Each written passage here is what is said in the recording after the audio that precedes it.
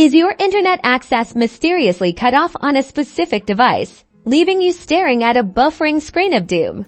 We're here to rescue you with a simple guide on how to unpause a device on your Spectrum network in just a few easy steps, so you can banish those connectivity woes for good. First, grab your smartphone or tablet and open the Spectrum My WiFi app if you don't have it already. You can download it from your App Store.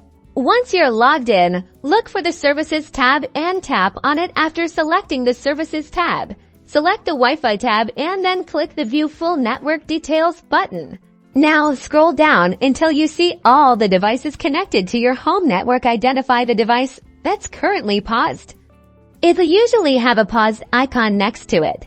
Tap on the paused device to open its details page. Here, you'll see information about the device, including its name and connection status. The magic button is right here.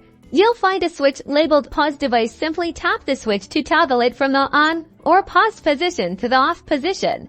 Give it a few seconds, and you should see the device status change back to connected or online. This confirms that the device is now unpaused and can access the internet again. And that's it. You've successfully unpaused your device on Spectrum. Now you can get back to streaming, browsing, or whatever fun online activity you were interrupted from.